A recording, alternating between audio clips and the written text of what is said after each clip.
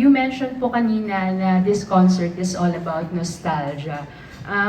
Kung babalikan po yung career nyo before, ano po sa tingin niyo yung mga best memories nyo nung magkakasama? Ano yung may mga moments ba na ginumog kayo? Yung mga special projects or moments sa career niyo back then? Siguro yung pinaka talagang hindi namin makakalimutan yung mga out of the country shows namin na talaga naman inikot na yata namin ang buong mundo sa pag-ikot. Pero ang saya kasi, pagkasama mo yung barkada mo, at at the same time, nagtatrabaho ka, tapos nag enjoy ka. Sobrang saya ng pakiramdam na you work and you have fun at the same time.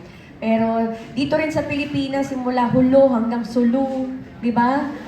Oo, talagang inikot na po namin lahat at na maraming mga moments na hindi namin makakalimutan. Siguro ako yung isa sa akin yung nag-taping tayo sa isang island.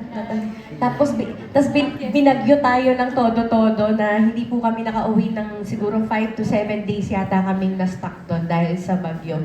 And yung signal wala pa, mahina, kaya sobrang hirap pero sobrang saya kasi kasama mo nga yung mga barkada mo. So yun, isa yun sa mga moments na thank you. Ako naman, yung hindi ko makalimutan yung mga out of the country shows kasi talagang dun mo mapapatunayan kung nakilala namin actually yung isa't isa dun. So, kung ano yung mga isa-isa ugali namin, nalalaman namin. Tapos nakapagpili kami sino yung the best na kasama namin sa kwarto. Sino po? Ganon. So, yun ang hindi ko makalimutan talaga. So, yeah, ikaw girl. Sobrang, nga, kasi nga, sobrang dami. So, pero ako sa akin, yung pinaka-nostalgic pa rin sa akin. So, ito, yung friendship, no? Akin yung show namin ng Hot Babes in the Flesh before sa NBC 10. It was very, very memorable. It was the first ever show na ginawa namin. Magkakasama kami, batch 1 and 2. And it was very successful. So, sana magawa namin yun ulit ngayon, kaya exciting tong ngayon. Kasi naglo-look back kami dun sa show na yun. Doon bago yung mga batch 2 na nakasama namin sila. So, nakakatuwa yun maisip kasi nung time na yun, hindi namin iniisip, madami kayong manonood or madami kayong tao. But then again, paglabas namin, parang medyo naglambot yung mga tuhod namin kasi sobrang daming tao. Sobra, talagang iba yung pakiramdam namin ng very, talagang grabe, grateful and hindi kami makapaniwala na kinaya namin makapuno yung buong NBC. So, it was very memorable kasi noon, hindi pa kami ganito ka-close noon dahil bago-bago pa lang kami magkakaibigan noon eh. So medyo may mga pa noon, parang mga tinginan, mga ingginan. May ganun kami, dinaanan namin yun. May mga insecurities. Ako ba may mga ganun, may nagkanya-kanya. But then, pag naglo-look back kami ngayon, parang ikaw yung ginawa mo noon So yun yung memorable sa akin talaga. And sana maulit namin yun ngayon sa reunion. Diba? Yan. Ako, same. NBC 10. That's the most memorable for me. Kasi ano ba? Meron akong sinundo na na galing ospital, na binugbog ng jowa. May ganon. Tapos, ano pa ba? Siyempre, again, kagaya ng sabi ni Andrea, yung insecurities namin sa isa't isa, ang taas pa nun. Kasi nga, again, we weren't really close. Oo, hindi pa talaga. Pero, yun nga, one of the highlights of that show is, I think, pati yung mga boss nagulat. Pagpasok nila ng NBC 10, hindi na na-expect na puno namin si NBC 10. At the same time, madami pang guests na dumadating who couldn't actually watch anymore that night. That's why we had to do a repeat. Yeah, we did. Yun. So, very memorable yan. I-clarify ko lang, insecurities, you know why? Back in the day, ang gaganda talaga nilang lahat. Back in the day? Ang gaganda namin. Parang, ang ganda nito ha? Ganda talaga. So, no really, di ba? Sabi ko, yeah, so that's why na-insecure kami sa isa't isa kasi parang mas maganda siya, mas matangkad siya sa sa akin. So, gano'n. Gano'n yung mga, because we admired each other, di ba? May mga girl crushes kami at that time, di ba? So, yun lang. I just wanted to clarify that. But same thing for me, it was the NBC 10. Marami kaming hindi makalimutan, marami din kaming nakalimutan. Gusto ko kalimutan. Actually, yun, tama siya. So yun, that's it. I leave it at that. Actually, kaya lumalabas yung mga insecurity. Kasi para na kaming family. Like araw-araw kasi kaming magkasama. Mas kasama pa namin yung isa't isa kaysa yung family namin. Yung sariling family namin. 24/7, araw-araw, kahit may sakit kami, magkakasama pa rin kami. Kaya doon na kayo nag-start yung mga hindi ano. Pero at least ngayon naman, matured na kami. Yes. Parang magkapatid na ako, nag-away naman, nagkakabati rin. So, ganon. Pero lahat ng mga ginawa namin is sobrang memorable kasi rain or shine, or kung may sakit ka man o wala, talaga araw-araw may trabaho. I guess kasi we're all just human and we feel, we have all kinds of emotions. Ang hindi ko makalimutan talaga is every time we step on stage, that feeling, that crowd, grabe naiyak ako. Isisip ko na naman sa akin, hindi ako. Ibang-iba. And, pero ang maganda kasi ano akong tao, yung mababaw yung luha ko. Mabilis ang kabahan. But I get the strength from my friends, the Viva Hot Babes. We're so strong together. And I get my strength and energy from them. I think we do that with each other. Binubuhat namin ng isa't isa. And kung hindi nyo po alam, during those times, nakakatakot po mag-show. There was a time na gumiba yung stage namin.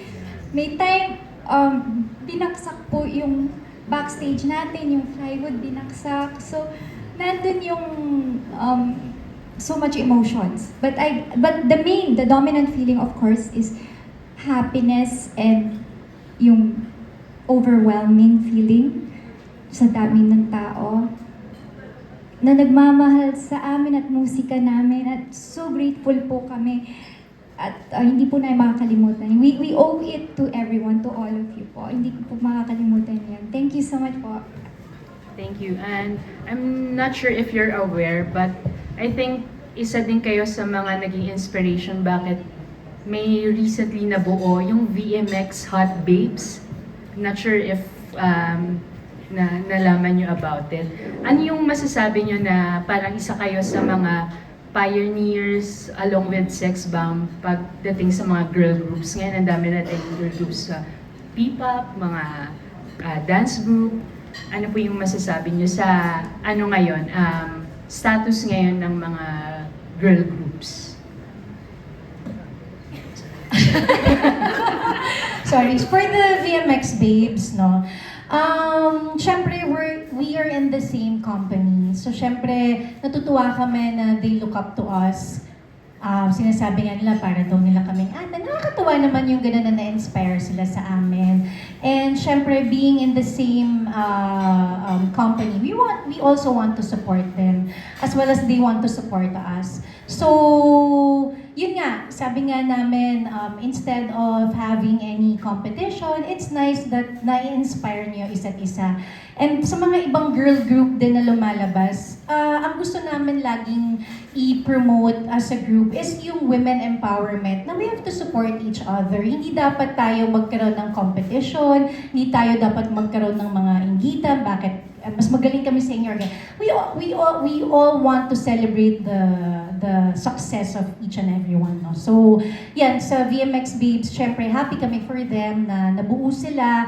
But they're in a different ano naman yung path nila. Different path naman sila sa, of course, different era din. Kasi syempre, mas iba naman yung grupo nila syempre sa group namin. And ganon din yung mga ibang girl group na lumalabas. I think yung mga batang girl group ngayon ang mga kasabayan nila, di ba? Oo. So, we're happy for them and we also want to support them sa mga gusto nilang gawin. May phone-in question, follow-up daw. May isang member daw ata nagsabi na mas magaling daw sila kaysa sa inyo. Ano po masasabi niyo about Sino yun? You know what, honestly, hindi pa namin kasi sila nami-meet personally. And hindi din pa namin talaga kilala kung sino ba nagsabi? Oo, so wala kaming idea kung sino yung nagsabi or kung sino yung ano. si But, Zara daw? Mas magaling saan? Mas magaling daw saan? I'm just curious. mas magaling saan? Magaling sumayaw. Of course, we know our strengths and weaknesses, di ba? So, baka, just to clarify. Oo, what did they I mean, mean na mas acting. magaling? So, Acting. I think that's a very overacting. nice motivation for them to say na mas magaling sila sa amin. And, you know, they're entitled to their own opinion. But again, eto na lang, yung sa amin siguro,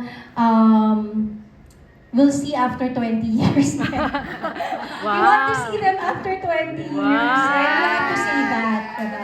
We have to say that after being here in the business ng 20 years like us. Yes, oo. Diba? Teka, So, gaya nga ng sinabi ko kumbaga yung group kasi namin, proven and tested that we had hit songs, we've had so many hit movies on our own, diba? We had so many hit shows. They need to prove that also, diba? Wow. Okay. A last question for me. Kayo yung group na may K na tawaging Hot Babes. Ano yung ginawa nyo to maintain your figures? Anyone can answer. Mahirap mag-maintain.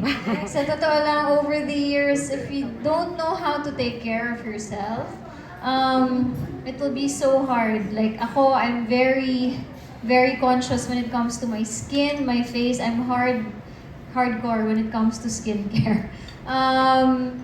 Ito, preparing for this concert, well, one, di na kami kumakain kasi ilang months na lang. Parang less than 2 months na lang. Well, Katya and I went back dun sa conditioning coach namin. Super diet, pickleball, lahat na. Lahat na ng pwede namin pasuking sports, yun na talaga yung ginagawa namin. And I think, for each and every one naman, no, for the entire group, conscious kasi yung grupo namin na, we want to still look beautiful, we want to look the same, diba? So, I think parang we've done ever everything. since sobrang high maintenance yung high maintenance. Hindi, pero kami naman nagme-maintain sa sarili namin. Sorry. Ibig ko lang sabihin, if you really want to look good, syempre may effort talaga yan. So, hindi lang yan exercise, diet. Syempre, kailangan mo rin talaga minsan gumastos para talaga to maintain everything. And as an artista, I think hindi lang naman kami. I think lahat naman ng artista, ito yung ginagawa namin. So, kailangan talagang i-maintain kung ano You need to man. invest in your skin, You have to in invest yourself. talaga. Oo, Invest kasi na ito talaga. yung ano namin hanap buhay namin diba? We're in front of the camera 24/7. Especially now with social media, diba? It's so easy to take a snap of anyone who's out. So we really, really have to, and we really do our best to maintain. Let's just say na kami yung napaka-vain na hot babes. Yan. Well, for me naman, dahil matakaw ako, mahilig akong kumain, kailangan ko talagang mag-exercise. So, I run for 1 hour and then I do weights for 4 hours. Dahil sa sobrang matakaw ako. Yun yung reason. I'm comfortable talking about naman self-care and, taking care of yourself. Kaya I would like to thank Glamformation sa aming makeup ni Andrea, Jessie, Estetica, Doc Oro, who else girls? Kasi nag-share kami ng mga sponsors, yung maganda sa amin of course, Gems, Crown, Lipa, Haircology, Artistry. Thank you guys, love you. Okay, thank you. For me, I do a lot of pickleball, addict, lately. But because when it's off season, not off season, I play polo with my hubby sa Calatagan. And then now that we're about to do the show, ayun, nag-start naman ako ng training connected dun sa magiging show namin. And yeah, a lot of self-control. A lot of self-control sa kain and all. So that's basically it for me. Ako naman, malakas din ako kumain. So I make sure that I work out and I do pole. Actually, I do pole dancing and aerial. Kasi parang gusto kong i-maintain pa rin yung feeling na confident ka pa rin with your own body, and then at the same time, kailangan flexible. Pwede pa rin mag-stretching ng malala, ganun. At syempre, I wanna maintain pa rin yung katawan ko from before. So, I make sure na I'm doing, kasi ako naman pag-workout, medyo nabobore ako pag-workout lang. So, I mix it with art, which is, I'm doing pole dancing. I also teach private classes, and then at the same time, and then syempre kailangan healthy yung pagkain. Buti na lang yung anak ko, very healthy siya sa pagkain. So nadadamay na rin ako. Ganon. So healthy diet, workout, and positive thinking. Ganon. No nega vibes. Ganon. Pag naninega vibes na ako, run away. Ganon. Run away.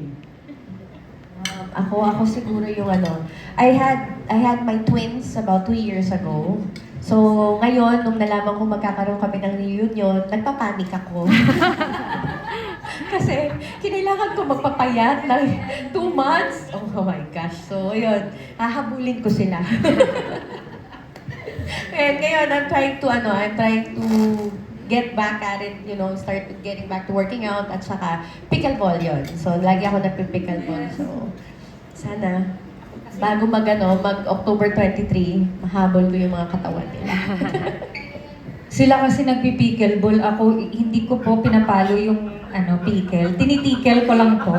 Joke lang. Pickleball? Yung pickleball, hindi ko pinapalo. Tinitikel ko lang po yung pickle. Okay, thank you po and congratulations. Thank you po. Thank